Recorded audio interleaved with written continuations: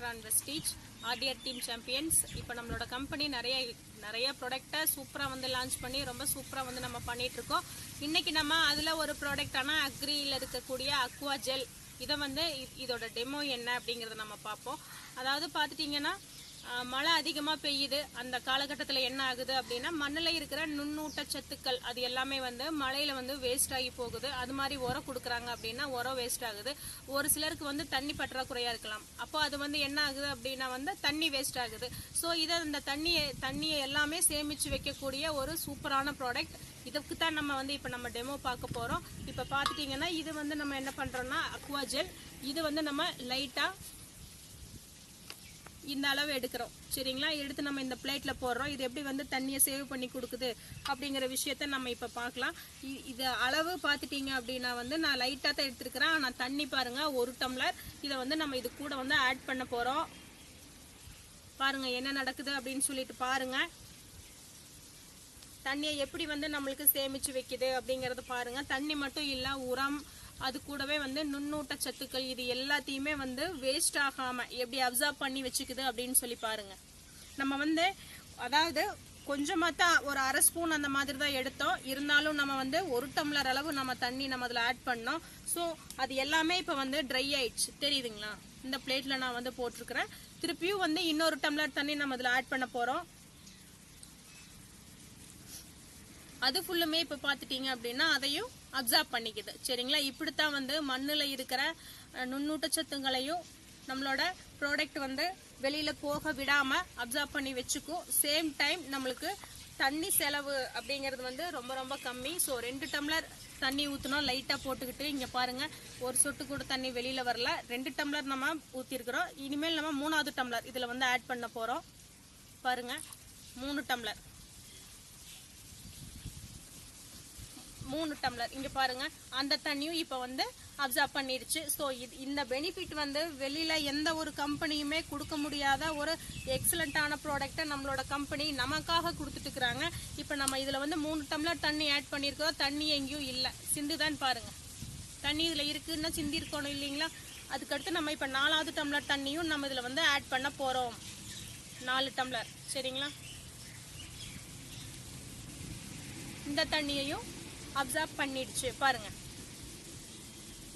அப்போ இது வந்து எவ்வளோ ஒரு பெரிய சக்சஸ்ஃபுல்லான ப்ராடக்ட் அப்படிங்கிற விஷயத்த இந்த டெமோ மூலமா நம்ம எல்லாத்துக்கும் நம்ம வந்து சொல்லியிருக்கிறோம். சேம் டைம் நம்ம இதில் வந்து 5வது டம்ளர் வாட்டர் நம்ம இதில் வந்து ஆட் பண்ண போகிறோம். 5 டம்ளர், சரிங்களா? 5 டம்ளர் ஆச்சு. இனியும் வந்து பார்த்துட்டிங்கன்னா ஆட் பண்ண அப்சர்வ் ஆகிட்டே இருக்கும். இங்கே பாருங்க, வாட்டர் அப்படிங்கிறது வந்து எங்கேயுமே இல்லை, தெரியுதுங்களா? எங்கேயும் இல்லை. இங்கே எங்கன்னா சிந்தி இருக்குதா அப்படின்னு சொல்லி செக் பண்ணுங்க. 5 டம்ளர் நம்ம இதில் ஆட் பண்ணியிருக்கிறோம். ப்ளஸ் நம்ம இன்னுமே நம்ம வந்து 6வது டம்ளர் கூட நம்ம இதில் வந்து ஈஸியாக ஆட் பண்ணலாம். இந்த அளவுக்கு நம்மளோட உரமாகட்டும், மண்ணோட வளமாகட்டும், இது எல்லாத்தையுமே சேவ் பண்ணி கொடுக்கக்கூடிய ஒரு விஷயம். ப்ளஸ் வந்து எல்லாமே நம்மளுக்கு நேனோ சிலேட்டட் டெக்னாலஜினால தயாரிச்சிருக்கிறாங்க. எல்லாமே வந்து பயோ ப்ராடக்ட், சரிங்களா? அப்போ வந்து இந்த ப்ராடக்டோட ஒர்த் என்ன அப்படிங்கிறது வந்து நம்ம வாங்கி யூஸ் பண்ணால் மட்டும்தான் அதோட ஃபீல் என்ன அப்படிங்கிறது கண்டிப்பாக தெரியும். இதில் பார்த்துட்டிங்கன்னா எல்லா வாட்டரும் அப்சர்வ் ஆயாச்சு பாருங்க.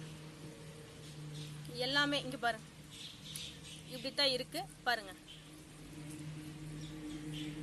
இதில் பார்த்துட்டிங்க அப்படின்னா இங்கே பாருங்க, எங்கே வாட்டர் இருக்குன்னு பாருங்க. இதுதான் வந்து ஒரு சொட்டும் கூட வாட்டர் வெளியே வரல, சரிங்களா? வெயில் வர எவாபரேட் ஆகி அதுவே அதுக்குண்டான வாட்டரை வந்து லீக் அவுட் பண்ணிக்கும், சரிங்களா? அவ்வளோ வந்து ஒரு எக்ஸலண்ட்டான ப்ராடக்ட். ஸோ இதை எல்லாருமே வந்து பலமாக ப்ரமோட் பண்ணுங்க. எல்லா விவசாயிகள் யாருன்னா பார்த்துட்டு இருக்கிறீங்கன்னா கண்டிப்பாக இதை வாங்கி யூஸ் பண்ணுங்க. Wish you well. Thank you friends. புதுசாக லான்ச் பண்ண வெஸ்டீஜ் அக்வா ஜெல் ப்ராடக்டை பற்றி பார்க்கலாம். அதாவது விவசாயிகளுக்கு இருக்கக்கூடிய ஒரு மிகப்பெரிய பிரச்சனைன்னு பார்த்தோம்னா தண்ணீர் பற்றாக்குறை தான். அதை போக்குறதுக்காக தான் நம்முடைய வெஸ்டீஜ் நிறுவனத்தில் சூப்பரான டெக்னாலஜி பேஸ் பண்ண இன்னோவேட்டிவான, யாருமே கொண்டுட்டு வராத ஒரு அற்புதமான ப்ராடக்ட் வந்து நமக்கு வந்து கொடுத்துருக்காங்க. அதுதான் வெஸ்டீஜ் அக்வா ஜெல். இந்தியாவை பொறுத்த வரைக்கும் உலக அளவில் அக்ரிகல்ச்சர் இண்டஸ்ட்ரி நம்ம வந்து 2வது இடத்துல இருக்கோம். ப்ரொடியூஸ் பண்ணுறது நம்ம வந்து 9வது இடத்துல இருக்கோம். மக்களுடைய தேவை ஒரு 58% மக்களுடைய தேவைகளை வந்து அக்ரிகல்ச்சர் இண்டஸ்ட்ரி தான் வந்து பூர்த்தி பண்ணிகிட்ருக்கு. அந்தளவுக்கு அக்ரிகல்ச்சர் இண்டஸ்ட்ரியில் அதோட பங்களிப்பு வந்து 58% அளவுக்கு வந்து இருக்குது. அது வருங்காலத்தில் அது வந்து இன்னும் வந்து உயர்ந்துக்கிட்டே தான் வரும்னு வந்து சொல்லிக்கிட்டு இருக்காங்க. நம்முடைய வெஸ்டர்ன் நிறுவனம் அக்ரிகல்ச்சர் இந்த ப்ராடக்ட் மூலமாக நமக்கு என்ன கொடுக்க வராங்கன்னா, மண் வளத்தை மேம்படுத்தணும், தண்ணீர் பற்றாக்குறையை போக்கணும், மகசூலை மேம்படுத்தி ஒரு பொருளாதாரத்தை சுதந்திரத்தை அடையணும். அதாவது இதன் மூலமாக பொருளாதாரத்தை சுதந்திரத்தை வந்து அடையணும் நமக்கு வந்து சொல்லியிருக்காங்க. அதை பேஸ் பண்ணி தான் நமக்கு ஆல்ரெடி வெஸ்டேஜ் நிறுவனத்தில் ப்ராடக்ட் கேட்டகரியில் கிட்டத்தட்ட ஒரு 7 ப்ராடக்ட் நமக்கு வந்து இருக்குது. அதோடு சேர்த்து இந்த ப்ராடக்ட் நமக்கு வந்து கொடுத்துருக்காங்க ஃப்ரெண்ட்ஸ். பொதுவாக எல்லா விவசாயிகளுக்கும் இருக்கக்கூடிய ஒரு காமனான பிரச்சனை என்னன்னு பார்த்தோம்னா, ஒன்று தண்ணீர் பற்றாக்குறை.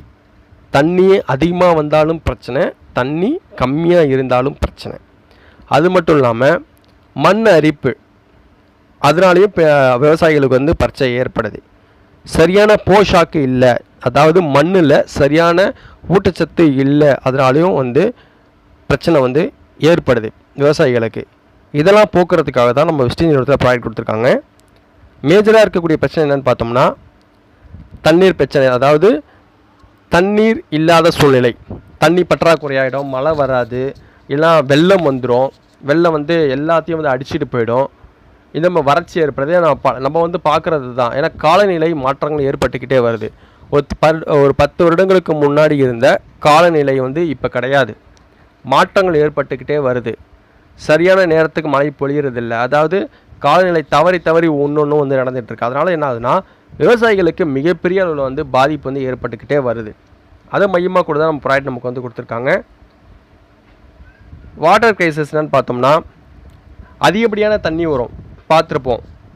வெள்ளம் ஏற்படுறது வந்து எல்லாத்தையும் அடிச்சுட்டு போயிடும், இல்லை மழையே வராமல் போயிடும். ஒரு வருடம் அந்த பருவ காலத்தில் மழையே வராமல் போயிடும். அப்போ என்ன ஆகுனா, இருக்கக்கூடிய தண்ணியை வந்து பயன்படுத்தியிருப்பாங்க, அது வந்து இல்லாமல் போயிடும். அது மட்டும் இல்லாமல் நம்ம காலநிலை மாற்றத்தினால நம்ம என்ன பண்ணுறோம், மரங்களை வந்து நிறையா அழிச்சிட்டு நிறையா நகரமயமாகிட்டே வருது. இதனால் நிலத்தடி நீரும் வந்து ரொம்ப கீழே போயிடுது. அப்போ என்ன ஆகுனா, சரியான நீர் வந்து தாவரங்களுக்கு வந்து அந்த பயிரிடுற நிலத்துக்கும் வந்து கிடைக்காம போயிடும். இது ஒரு பிரச்சனையாக இருக்குது.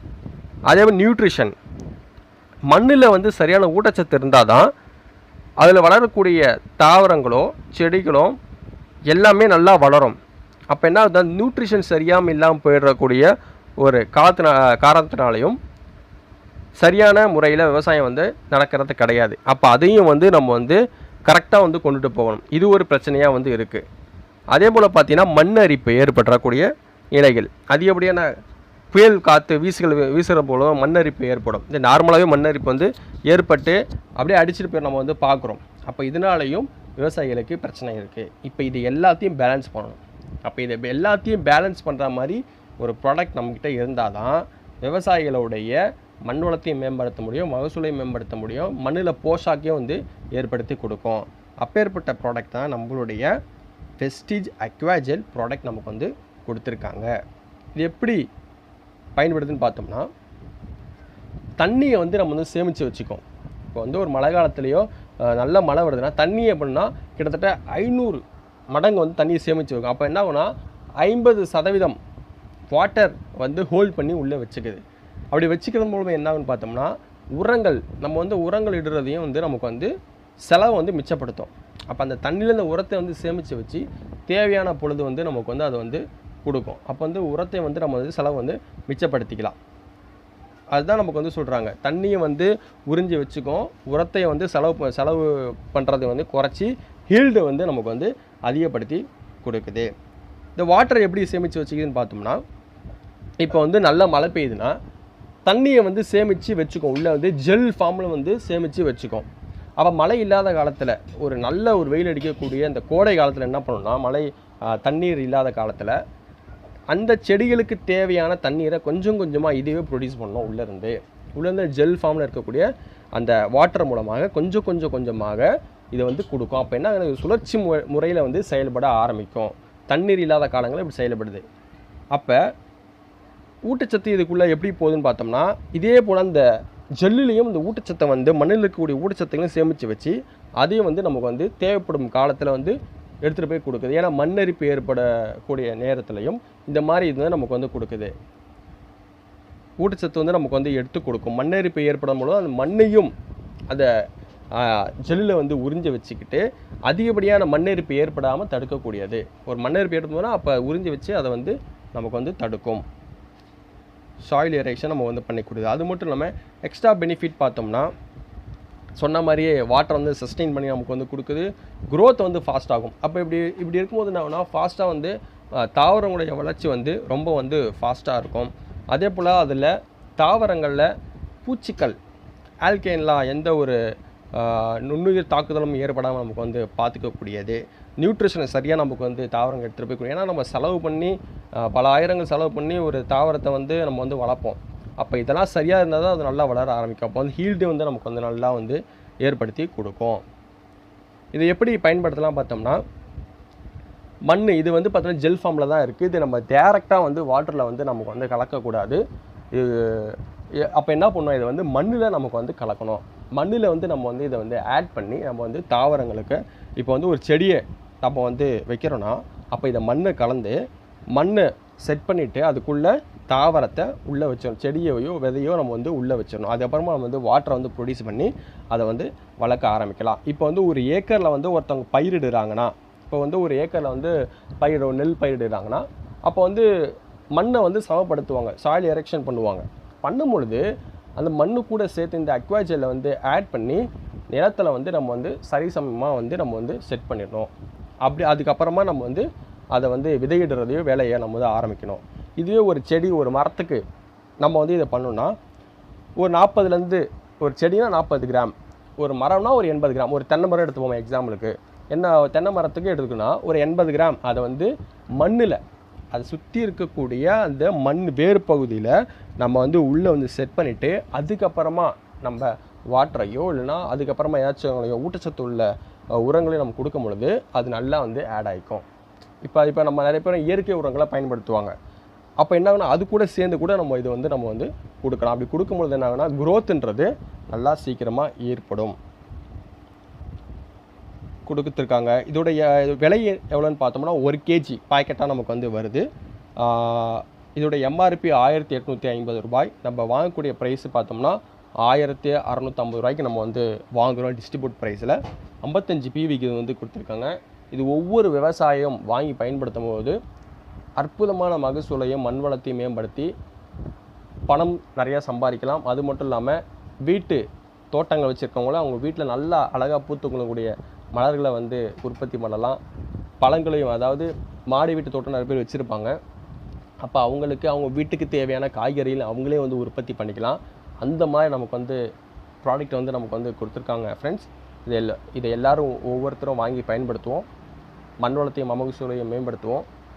இந்தியாவை அக்ரிகல்ச்சரில் நம்பர் 1 பொசிஷனுக்கு கொண்டுட்டு போவோம். Visual. Thank you so much friends.